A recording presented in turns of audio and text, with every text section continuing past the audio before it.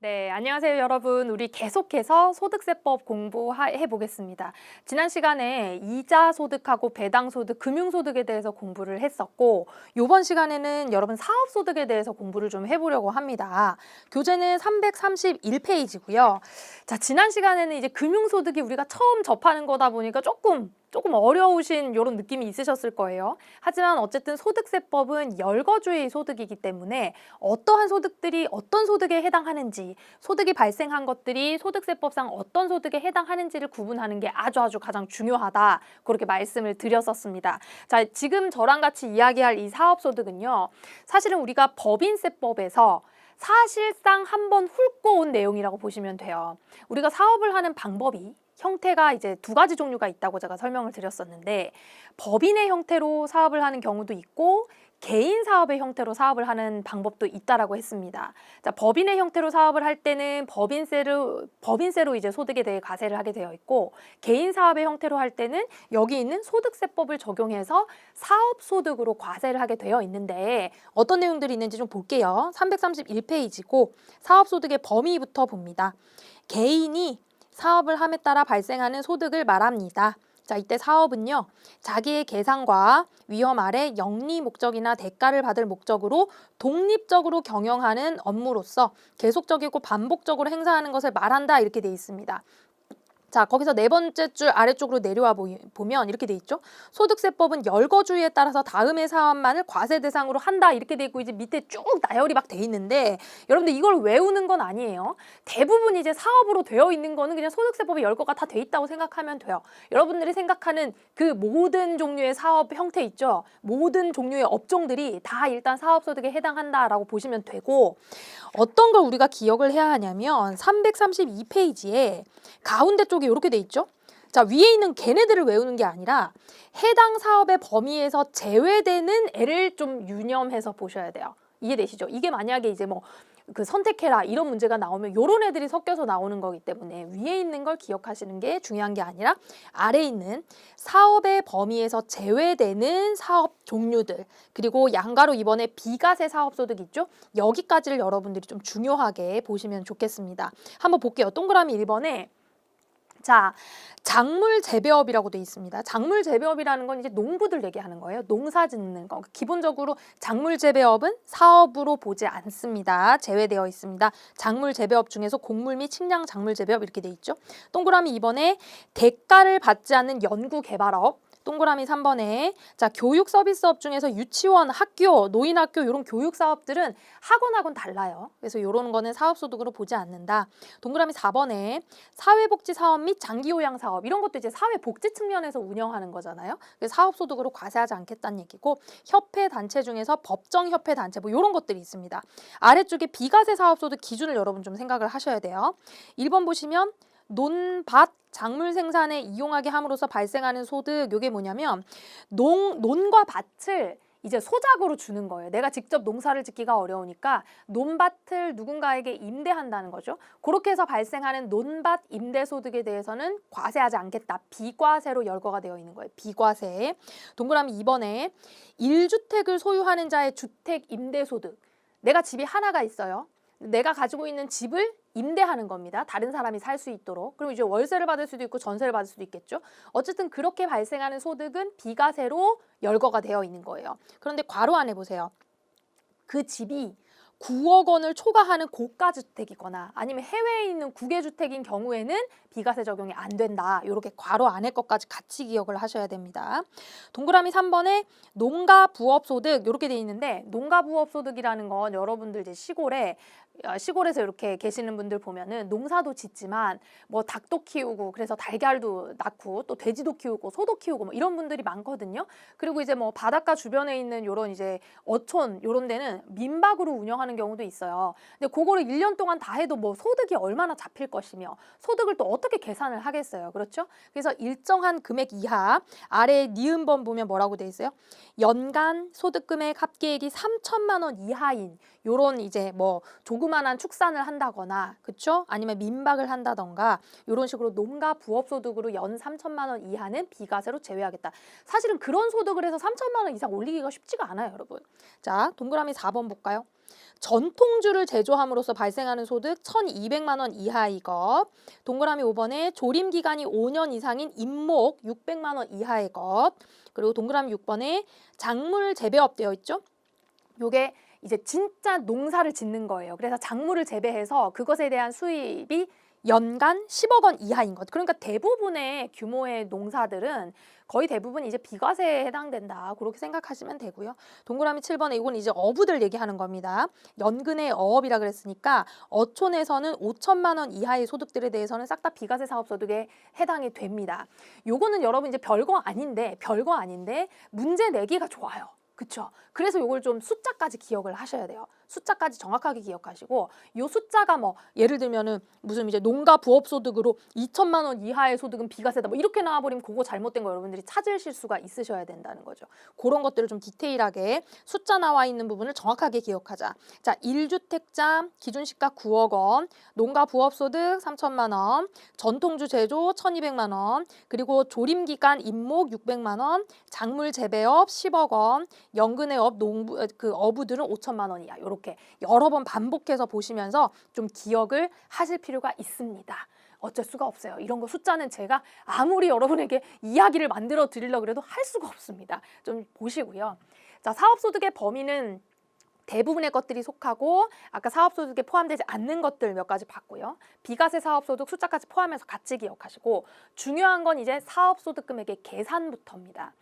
자, 우리가 이미 여러분 회계도 공부를 했고 좀 어려웠지만 법인세 공부도 했고 그렇죠? 이제 개인의 사업소득으로 넘어오면서 한 번 더 정리를 해볼 만한 개념이 있어요. 그게 뭐냐면 제가 이제 여러 번 말씀을 드렸던 것 같아요. 회계는 매출에서 매입을 뺀다. 다시 수입에서 비용을 차감해서 이익을 계산하는 구조로 우리가 공부를 했었습니다. 이렇게 이제 손익계산서를 만들어냈었죠. 자, 요 구조를 우리가 법인세법에 와서는 법인으로 사업을 하는 법인세법에 와서는 다른 용어로서 입금 또 손금으로 계산을 한 다음에 법인세법상 각 사업연도 소득 금액을 계산하고 여기에다가 여러 가지 법인세 그 세율을 곱하고 해서 법인 세율을 계산을 했었죠. 근데 이때 우리는 회계에서 바라보는 것과 법인세법에서 회계를 바라보는 관점이 다르기 때문에 여기서 발생한 이 당기순이익에서 각 사업연도 소득 금액을 계산하기 위한 세무조정을 해야 한다. 이렇게 배웠었습니다. 그리고 여기서 발생하는 이런 세무조정들을 법인세법 공부하는 내내 우리가 공부를 했었죠. 그렇죠? 왜냐하면 법인세법에서 수익과 비용을 바라보는 관점이 달라서 그래요. 그렇죠? 자, 그러면 개인으로 사업을 해도 여러분 마찬가지입니다. 우리가 개인으로 사업을 할 때도 사업소득이라 그러는데 소득세법상에 자, 용어를 다르게 쓴다 그랬는데 혹시 기억나세요? 제가 소득세 첫 번째 시간에 말씀을 드렸었죠. 일단은 회계상 수익의 개념을 법인세법에서는 입금이란 용어를 쓰고 사업소득에서는 총 수입 금액이라는 용어로 바꿔 쓰고요. 비용은 법인세법에서 송금이라고 얘기를 하지만 우리 소득세법에서는 필요 경비라는 용어를 사용한다라고 했습니다. 이렇게 해서 사업 소득 금액을 구하는 거예요. 그리고 이제 다른 종류의 각종 소득들과 합산해가지고 종합소득금액 계산해가지고 소득세 계산한다. 그런 구조로 갔었잖아요. 근데 이번 시간에는 이 사업소득금액만 한번 생각을 해보자고요. 자, 법인세법에서 회계를 바라봤을 때 여러 가지 마음에 들지 않는 입장들을 세무조정한 것처럼 소득세법상 사업소득에서도 회계상 발생한 이 이익이 소득세법상 좀 여의치가 않은데 좀 여러 가지가 소득세법에 안경을 끼고 봐서는 좀 이제 조정을 해야 될 것 같은데 그랬을 때 세무조정을 마찬가지로 하게 됩니다. 자, 여러분 이제 사업을 한다라는 얘기는 결국에 내 사업의 수익과 내 사업의 비용을 계산할 줄 알아야 해요. 그렇죠? 내가 사업을 하려면 그 정도 계산을 할 줄 알아야죠. 그래서 법인 형태로 사업을 하건 개인 형태로 사업을 하건 자기 사업에 대한 손익계산서, 다시 얘기해서 회계 처리는 반드시 할 수 있어야 돼요. 그래서 기본적으로 법인이건 개인이건 손익계산서는 있거든요. 다시 얘기하면 당기순이익은 있단 말이지. 그러면 그 나온 당기순이익을 법인세법으로 안경을 끼고 봤을 때 세무조정해서 법인세 구하는 것처럼 사업소득도 마찬가지로 소득세법의 안경으로 봤을 때 해당 당기순이익을 세무조정을 통해서 소득세법상 사업소득 금액으로 계산해내야 된다는 얘기입니다. 선생님 그러면 그 어려웠던 그 법인세의 세무조정을 똑같이 다시 소득세에서도 해야 되나요? 아니에요. 우리 이미 다 공부했어. 자, 왜냐하면 법인세법에서 공부를 했던 이 세무조정과 소득세법상의 세무조정이 거의 유사해요. 거의 동일하다고 생각하시면 돼요. 하지만 다만 한 대여섯 가지의 차이가 있어요. 그래서 우리가 소득세법에서는 사업소득을 이미 다 법인으로 공부한 거 기본으로 깔고 법인세법에서 공부한 거 기본으로 깔고 거기에 다른 점, 법인세법하고 다른 대여섯 가지만 좀 추려서 공부를 하면 끝입니다. 괜찮죠? 요 정도는 할 수 있잖아. 그쵸? 자, 보세요. 법인세법에서 세무조정 이름 어떻게 붙였었어요? 입금산입, 입금불산입, 송금산입, 송금불산입. 자, 그럼 소득세법에서는 세무조정 이름을 어떻게 붙일까? 그치, 총수입금액 산입, 총수입금액 불산입, 필요경비 산입, 필요경비 불산입 그렇게 얘기한다고요. 그게 세무조정으로 일어나는 일입니다. 자, 333페이지에 사업소득 금액의 계산해가지고 지금 가산하는 세무조정으로 총수입금액 산입, 필요경비 불산입 지금 입금산입, 송금불산입하고 동일한 얘기잖아. 이해되시죠? 거기에서 차감하는 세무조정으로 필요경비 산입, 총수입금액 불산입, 송금산입, 입금불산입하고 같은 얘기 한 거예요, 지금. 이해되시겠죠? 자, 요거 보시고 아래쪽 한번 읽어볼게요. 개인사업자는 결산을 하여서 당기순이익을 확정하므로 왜냐하면 사업을 하니까 결산을 한다는 얘기지. 재무제표를 똑같이 만들어내요. 개인사업자도. 법인세 세무조정과 마찬가지로 결산상 당기순이익의 세무조정사항을 가감함으로써 사업소득금액을 계산할 수 있습니다. 자, 그럼 지금부터 할 게 뭐냐? 소득세법하고 법인세법의 차이. 요거 할 거예요. 요게 핵심입니다. 333페이지의 아래쪽에 있는 내용부터 볼 거예요. 자, 소득세법상 사업소득금액과 법인세법상 각 사업연도 소득금액의 차이점입니다. 일단 우리가 법인으로 사업을 운영을 하냐 또 개인 사업으로 운영을 하냐에 대한 차이 때문에 이런 이제 다른 점이 발생하는 거거든요. 이렇게 한번 해볼 겁니다. 법인으로 사업을 운영하는 경우와 또 개인으로 사업을 운영하는 경우 기본적으로는 법인세를 적용받고 소득세를 적용받고 뭐 이런 걸 차이라고 하지는 않아요. 그런 걸 차이라고 하지는 않고 가장 독특한 점이 뭐냐면 대표자 급여예요. 자, 대표이사의 급여 처리예요. 우리가 법인에서 대표이사한테 급여를 준다라는 의미는 법인이 하나의 인격체이고 대표이사도 한 사람이기 때문에 법인이 그 대표이사를 고용해서 월급을 지급하는 개념이에요. 다시 우리 회사에 고용된 대표이사, 각종 임원, 직원들은 법인이라는 별도로 부여된 법적 인격체가 사람을 고용한 개념이에요. 그래서 대표이사한테 급여를 주는 게 법인세법에서는 이상한 일이 아니에요. 다시 얘기하면 얘는 손금이에요. 대표자 급여는 손금입니다. 당연한 얘기예요. 선생님 손금 불산이 그런 얘기 들었던 것 같은데 그거는 뭐였냐면 대표자나 임원들한테 과다하게 지급한 급여나 상여나 퇴직금 같은 거 얘기했던 거지. 그러니까 지급 규정보다 과다하게 지급한 건 당연히 손금 불산입인데 원래 줘야 되는 급여를 준 거는 손금이죠. 어려운 얘기 아니에요. 자, 근데 개인 사업자는 이렇게 보셔야 돼요. 내가 운영하는 이 개인 사업에서 발생한 그 모든 소득은 그냥 내 소득인 거예요. 별도로 내가 사업체를 통해서 월급을 받아가거나 할 필요가 없는 거예요. 조금 개념이 이해가 오시나요? 예를 들면 제가 개인으로 운영하는 치킨집을 한다라고 생각을 해보세요. 커피숍도 괜찮아요. 개인으로 운영하는 병원도 마찬가지입니다. 개인 병원도 마찬가지예요.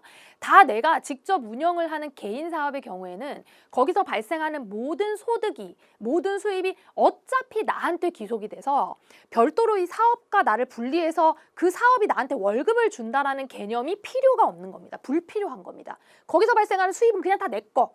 이해되시죠? 그래서 개인 사업에서 손익계산서를 만들었는데 대표자 급여를 비용 처리를 한 거예요. 내가 잘 몰랐거든. 대표자한테 월급 가져갔는데 이렇게 해서 내가 월급으로 맨날 200만 원 빼갔단 말이에요. 그걸 비용을 처리했어. 그랬을 때 법인은 손금으로 인정을 받을 수 있지만 개인은 필요경비로 인정받을 수 있다 없다? 없다고. 그래서 얘는요.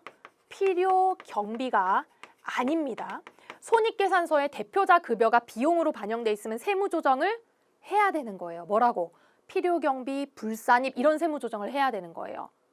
조금 이해되시죠? 그럼 마찬가지 대표자 퇴직금도 인정이 되겠어요? 안 돼? 안 되지. 무슨 소리야. 당연히 퇴직금이라던가 퇴직급여, 퇴직연금 이런 거, 퇴직급여 충당금 이런 것들이 전부 다 쓸데없는 이야기가 되는 거예요. 개인한테는. 이해되시죠? 퇴직급여라던가 퇴직급여 충당금 뭐 이런 것들은 쌍그리 다 의미 없는 얘기가 되는 겁니다. 소득세법에서는. 대표자에 대해서. 자, 두 번째, 자금의 인출 문제예요. 자, 자금 인출 문제도 한번 생각을 해보면 우리 법인체에서 법인 통장에서 대표자가 자금을 그냥 마음대로 꺼내가면 어떻게 돼요? 횡령이야, 횡령. 자금 인출을 마음대로 하면 안 돼요. 이거는 만약에 꺼내간다 그러면 업무랑 무관한 뭐가 돼요? 가지급금이 돼. 들어봤다. 업무 무관 가지급금. 선생님 법인세 잊어먹은 지 오랜데 갑자기 이렇게 가혹하게 잠깐 생각을 떠올려 보세요. 업무 무관 가지급금에 대해서 세법상 다양한 제재가 있었잖아요. 대표적인 거 뭐 있었어요? 너 이거 왜 가져갔냐? 인정이자 계산해서 입금 산입해라. 기억나시죠? 업무 무관 가지급금에 대한 이자 상당액을 인정이자로 넣어라. 이런 것도 있었고 지급이자 송금불산입 이런 다양한 규정들이 적용이 된 거예요. 부당행위 계산 부인에 의해서. 됐죠? 그런데 개인은 아까 제가 말씀드렸죠? 개인 사업에서 벌어들인 수익은 다 누구 거? 내 거. 내가 하는 사업에서 벌어들인 수익은 다 내 거 그냥. 그럼 거기서 내가 돈을 꺼내 가건 돈을 넣건 제재가 있어요 없어요? 아무런 제재가 없습니다. 자금 인출이 그냥 자유로워요. 자금 인출에 자유로움. 제재가 없어요. 자, 요 구조를 여러분들이 일단은 이해를 하셔야 돼요. 언제든지 인출이 가능합니다. 교재 333페이지 읽어볼게요. 첫 번째 대표자 인건비 나와 있죠. 자, 법인의 대표이사는 근로를 제공하는 위임관계이기 때문에 급여 상여금 송금입니다. 그런데 개인사업은요. 사업 경영 주체로서 고용관계가 아니에요. 급여를 줄 이유가 없어. 가끔 이제 제가 상담을 하다 보면 그런 분들이 있어요. 내가 사업을 하면서 거기서 나는 내 월급조로 200만 원씩 매월 갖고 갔대요. 그럼 자기는 사실상 200만 원밖에 갖고 온 게 아니니까 거기에 대해서만 소득세를 매기라 이거야. 그 말이 안 되는 거예요, 여러분. 이해되시겠죠? 아무리 본인이 사업과 나의 회계를 별도로 분리해가지고 정말 청렴결백하게 나는 200만 원밖에 안 갖고 왔다라고 할지라도 개인 사업 자체가 그냥 납니다. 이해가 되시죠? 그러니까 그런 뭐 급여급은 이런 거는 의미가 없는 거다. 다 자금 인출이 자유롭다. 그렇게 생각하셔야 돼요.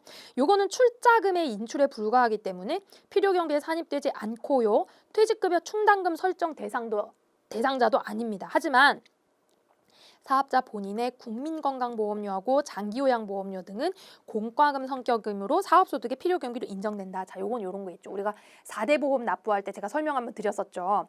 4대 보험을 직원을 위해서 가입을 해주면 직원 부담분이 절반이 있고 사업주 부담분이 절반이 있어요. 근데 개인 사업을 하면 사업주 부담분도 내가 내고 직원 부담분, 다시 해서 내 부담분도 내가 내잖아요. 그러니까 거기에 해당하는 것들은 필요경비로 인정을 해주겠다라는 개념이에요. 그 정도로 이해해 보시고 넘어갑니다.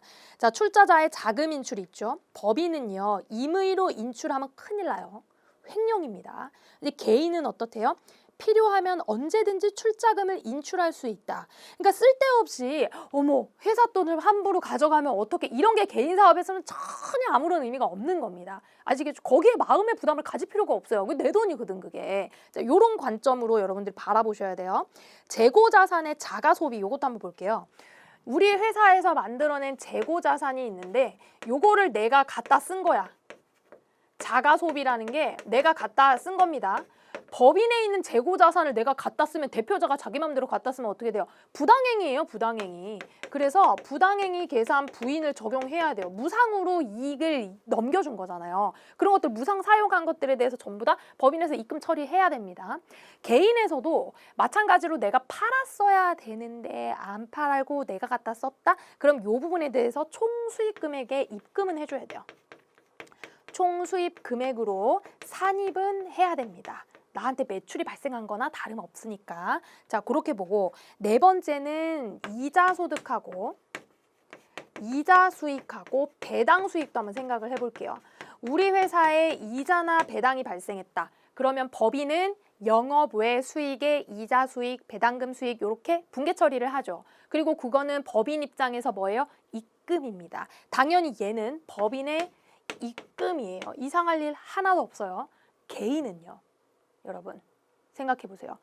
내가 나한테 이자 수익하고 배당금 수익이 발생한 거예요. 그러면 그거를 회계상 재무제표에다가 다 영업의 수익으로 계상을 한 거야. 그러면 그거는 어떻게 바라봐야 될까요?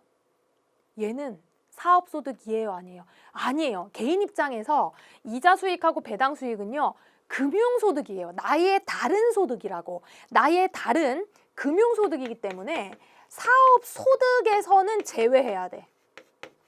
사업소득에서는 제외해야 돼. 하지만 얘네는 금융소득으로 별도로 과세를 해야죠. 금융소득으로 봐서. 그래서 우리 지난 시간에 했던 거 있죠. 2천만 원 기준으로 해가지고 아랫단계 분리과세 이렇게 했던 거. 그런 식으로 넘겨줘야지 손익계산서에 들어가고 막 이러면 안 된다는 얘기야. 그래서 예를 들어 나한테 발생한 이익을, 이자 비용을 손익계산서에 영업의 수익으로 넣었다. 그러면 그거는 총수익 금액에서 불산입으로 해서 걸러내야 되는 거예요. 왜냐하면 나의 금융수익으로 봐갖고 금융소득으로 과세해야 되거든.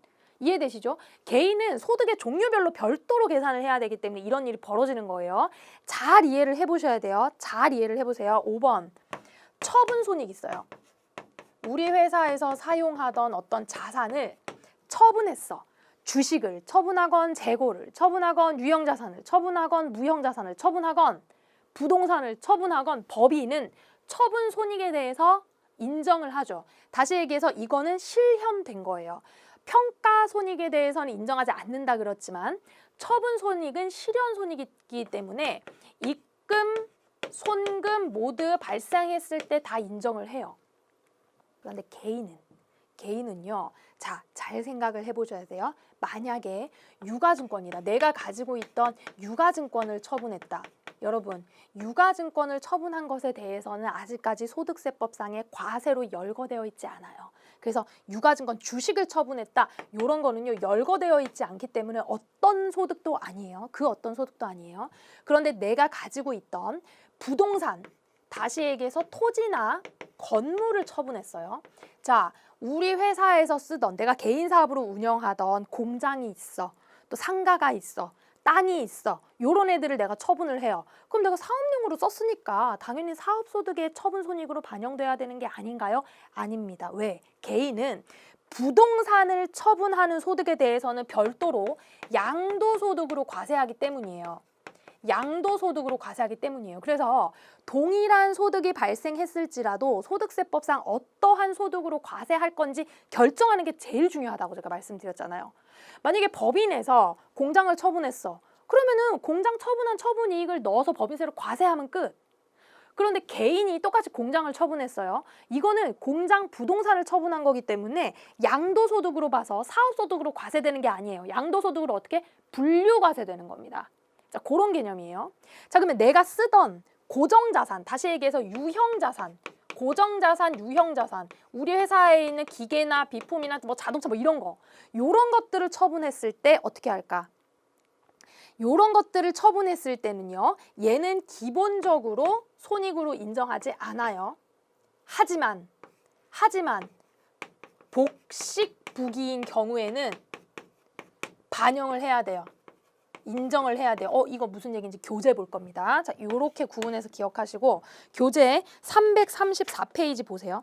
자, 재고자산 자가소비 제가 설명드렸으니까 읽어보시고 과세소득 범위의 첫 번째 박스 보세요. 이자 수익, 배당금 수익 이해되시죠? 법인세법은 각사소득 포함하고 소득세법은 사업소득에서 제외돼요. 왜냐하면 얘는 이자 소득하고 배당 소득으로 별도로 다른 소득으로 과세할 거니까. 아래쪽에 보세요.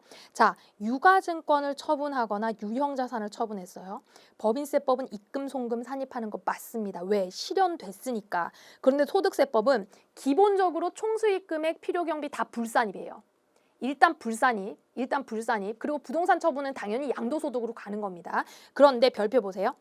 복식부기 의무자는 부동산을 제외한, 왜냐하면 부동산은 양도소득이니까요. 사업용 유형자산의 처분소득은 사업소득에 포함한다. 자, 복식부기 의무자라는 건 이렇게 보셔야 돼요. 제가 아까 뭐라 그랬어요? 사업을 법인으로 하건 개인으로 하건 회계 장부를 만들 수 있는 능력이 있어야 된다 그랬죠. 자, 사업자는 본인의 매출과 본인의 이제 매입을 다 계산해가지고 나의 이익을 이렇게 계산할 수 있는 능력이 있어야 돼요. 장부를 만들 수 있는 능력이 있어야 되거든요. 근데 이제 개인으로 운영하는 사업자들 중에는 이렇게 복식장부, 다시 얘기해서 재무제표를 우리가 아는 대로 차변, 대변 이렇게 예쁘게 만들어서 재무상태표도 뽑고 손익계산서도 뽑고 이런 것들을 못하는 사업자가 있습니다. 영세한 사업자들. 그런 분들은 복식부기로 복식장부를 하는 게 아니라 그냥 간단한 방법을 할 수 있도록 이제 이렇게 편의를 봐주고 있어요. 그래서 소득세법에 보면은 업종별로 매출의 기준이 있거든요. 예를 들면은 뭐 1억 5천 기준으로 1억 5천 매출을 넘어서면 너희는 복식부기 의무자야. 다시 얘기해서 장부를 복식기장해서 정확하게 만들어야 돼. 그런 의무자가 되는 거고 1억 5천 미만의 매출에 해당하는 사업자들은 너네는 그냥 이제 우리 가계부 쓰듯이 출금, 뭐 입금, 출금 이런 식으로 그냥 가계부 쓰듯이 간편하게 장부를 만들어도 된다. 그래서 간편장부 대상자로 구분을 해놨습니다. 자, 우리가 이거를 구체적으로 알 필요는 없어요. 제가 이해에 도움을 드리기 위해서 설명드리는 거예요. 기억하셔야 되는 거는 복식부기 의무자, 다시 얘기해서 차대변으로 정확하게 기장을 해야 되는 개인 사업자는 어떻게 해야 된다고요? 유형자산을 처분했을 때 처분 손익을 전부 인식해야 된다는 얘기야. 아시겠죠? 인정해야 된다는 얘기입니다. 자, 과세 방법의 차이점 등. 자, 법인세법은 소득의 종류를 구분하지 않고 순자산이 증가하면 다 과세하죠. 그런데 소득세법에서는 소득에 따라서 각각의 과세 방법을 다르게 하고 있습니다. 그런 거 우리 공부했던 거고 335페이지 같은 딱 요런 예제가 문제에 그냥 나오기가 딱 좋아요. 사업소득에서는. 자, 사업소득에서는 이런 문제가 나왔을 때 여러분들이 잘 푸실 수 있으면 돼요. 아시겠죠? 뭐 사업소득으로 열거된 것, 비과세 사업소득은 무엇인가 뭐 이런 것들은 간단한 거고 사실은 요게 핵심 문제예요. 이런 식의 것들이 한번 볼게요. 천천히 한번 생각해 보세요, 여러분. 자, 거주자 김자경 씨인데요. 이 사람은요. 복식부기 의무자가 아니래. 그럼 자, 방금 제가 강조드렸던 것처럼 복식부기 의무자가 아니니까 어떠한 처분 손실도 인정한다 안 한다? 인정하지 않는다. 만약에 처분 손실, 처분 손익에 대해서 장부상에 계상했으면 세무조정 대상이다 이렇게 보셔야 되는 거예요. 지금 저랑 하는 거 뭐냐면 손익계산서로 이렇게 기재되어 있는 내용 중에서 이거 지금 손익계산서 내용이에요. 손익계산서. 요 내용을 사업소득 금액으로 돌리기 위해서 세무조정하라 이 얘기야. 법인세법하고 똑같아요. 논리는. 똑같습니다. 하지만 개인 소득세의 입장에서 바라보는 거예요. 자, 손익계산서상 당기순이익이 일단 결정이 됐어요. 여기서부터 시작하는 거죠. 그리고 여기에 계산을 하기 위해서 이런 항목들이 기재되어 있대요. 첫 번째, 본인에 대한 급여 나와 있네. 자, 대표자의 급여를 소득세법에서 인정해요, 안 해요? 안 하죠. 안 하죠. 얘 어떻게 해야 돼요? 필요경비, 불산입 이렇게 해야 된다고. 필요경비, 불산입. 그리고 소득처분 이런 거 필요 없어요. 소득세법에서는. 그냥 필요경비 불산입을 하고 4,500을 당기순이익에 어떻게 해야 돼요? 가산해줘야 돼요. 가산하는 세무조정이니까. 자, 실제 일하고 있는 배우자의 급여는 줘야지. 이자 수익하고 배당금 수익이 발생했네? 얘를 손익계산서에 반영을 했답니다. 반영하면 돼요, 안 돼요?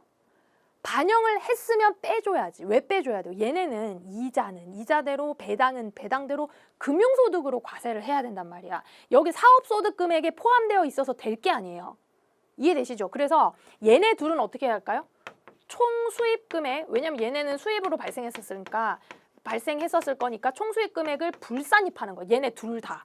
그럼 어떻게 해야 돼요? 3,500만 원에서 빼줘야지. 2천만 원만큼은 금융소득에서 제거해줘야죠. 금융소득이니까 제거해야지. 사업소득에선 제거해야지. 됐죠? 자, 유형자산 처분 손실 있습니다. 300만 원이 발생했는데 얘는 인정받을 수 있어요? 없어요? 구분하셔야 돼요. 만약에 이 사람이 복식부기 의무자야. 그러면 얘는 그냥 냅둬야 돼. 왜?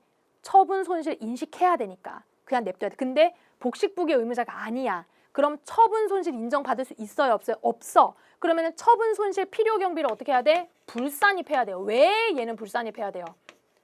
복식부기 의무자가 아니라서. 그럼 필요 경비 불산입이니까 더하기 300 이렇게 가야 되는 거지. 제가 지금 가산하는 세무조정 이렇게 더하는 거예요.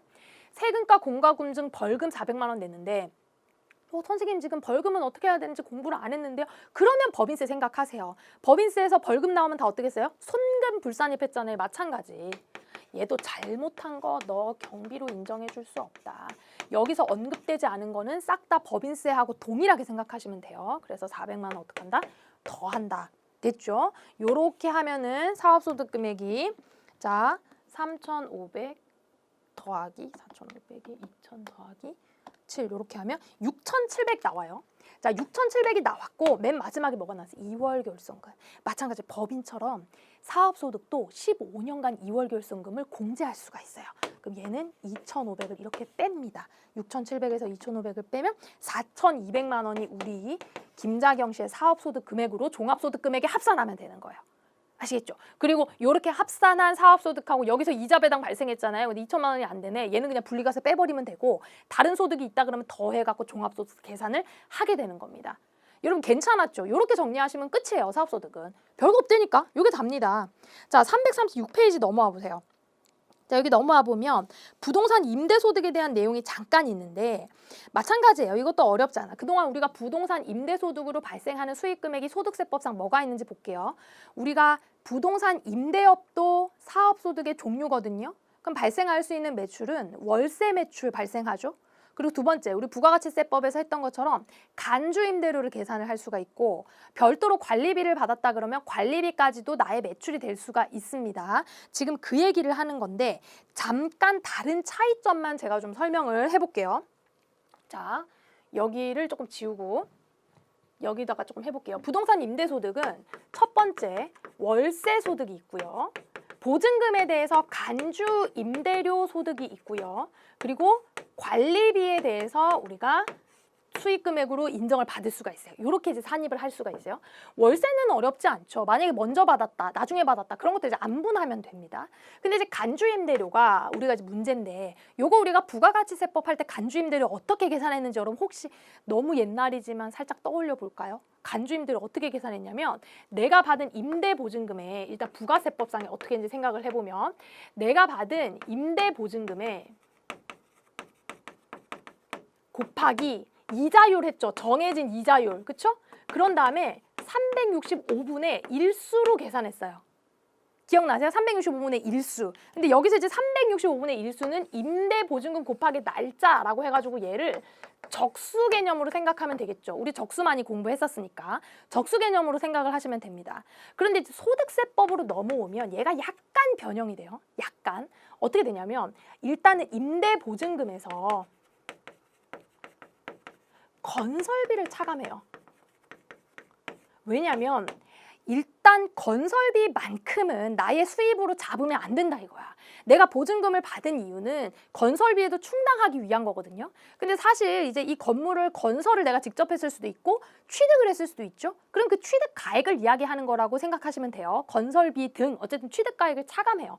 그런 다음에 이제 이자율을 곱하고 365분의 1수를 곱하고 하나 더 추가되는 개념이 뭐냐면 내가 받은 이자 수익을 차감해야 돼요. 왜냐하면 보증금을 실질적으로 우리가 입금을 해놓으면 거기서 벌어들인 이자 수익이 있을 거 아니에요. 그것까지는 차감을 해주는 개념이 같이 들어가는 겁니다. 건설비를 차감을 해주고 이자 수익 같이 차감을 해준다. 이런 개념이 여러분 교재 336페이지에 있는 가운데 박스예요. 우리가 소득세법에서 간주임대료를 계산하는 방법은 임대보증금 그래서 건설비 상당액을 빼요. 그걸 이제 적수로 만들고 예금 이자율 곱하고 365분의 1 하고 임대사업에서 발생한 금융수입을 차감하는 개념으로 간다. 아시겠죠? 자, 그 정도만 정리를 해보겠습니다. 공공요금과 관리비 보시면은 단순히 내가 이제 받아다가 그대로 대납하는 개념은 나한테 총수익 금액으로 넣지 않지만 실질적으로 내가 관리를 하는 개념으로 인해서 관리비를 받았다. 이런 것들은 총수익 금액으로 다 넣어야 한다. 그렇게 생각하시면 되겠네요. 자, 이제 연습 문제 한번 가볼까요? 연습 문제 여러분 푸실 수가 있으시겠죠? 사업소득. 자, 연습 문제 한번 가봅니다. 1번. 자, 소득세법상 사업소득 금액과 법인세법상 각 사업연도 소득금액의 차이점에 대한 설명으로 가장 옳지 않은 것은 이런 문제가 제일 잘 나온다. 비교해서 나오는 문제가 제일 잘 나온다. 옳지 않은 것 찾아볼게요. 아주 기본적인 문제. 법인의 주주는요, 법인의 자금을 임의로 인출하여 사용할 수 없어요. 개인 사업자 역시 출자금을 임의대로 인출할 수 없다. 마치 맞는 문장 같지만 옳지 않죠. 왜? 개인은 맘대로 인출해도 돼요. 자, 재고자산의 자가소비에 관해서 법인세법은 부계부가 적용되지만 부당행위 계산 부인이지만 개인 사업자가 재고자산을 가사용으로 사용하거나 다른 사람을 주면 총수익금액에 산입하면 됩니다. 자, 3번 대표자에 대한 급여는 손금인데 개인 사업자는 필요경비가 아니다. 자, 수입이자 수입배당금은 각사소득인데 사업소득 금액에서는 총수익금액으로 보지 않는다. 왜냐하면 금융소득으로 소득 구분해서 과세를 할 거니까. 정답 뭐예요? 1번입니다. 요런 정도 여러분 맞추실 수 있겠죠? 2번. 자, 다음 자료를 참고해서요. 김자경 씨의 세법상 부동산 임대 관련 사업소득 총수익금액을 계산하시오. 사업소득 총수입금액을 계산하시오. 일단 월 임대료, 임대보증금 있고 임대기간 6개월이네요. 자, 정기예금에 가입해서 이자 수익을 20만 원 수령했습니다. 취득 내역 볼게요. 토지 제외한 거. 2011년에 샀고 4천만 원 취득가액이에요. 정기예금 이자율 1.8입니다. 자, 일단 임대료에 대한 거 몇 개월이에요? 6개월이죠. 그럼 요거에 대한 거는 첫 번째 10만 원 곱하기 6개월. 이거 뭐 이렇게까지 쓸 일이 있나? 60만 원이죠. 자, 임대 보증금에 대한 거 한번 생각을 해볼게요. 제가 방금 말씀을 드렸습니다. 소득세법상 간주임대료 계산해야 돼요. 간주임대료 개념은 부가세법상 충분히 설명을 드렸기 때문에 그 개념은 동일하게 가져오는 거예요. 그럼 소득세법에서도 이 임대 보증금에 대해서 발생한 수익금액을 계산해서 사업소득으로 넣어줘야 되거든요. 그걸 계산해보겠다 이거예요. 자, 임대 보증금을 내가 일단 1억 원을 받았고요. 여기에서 일단 건설비 상당액은 차감을 해줘야 돼요.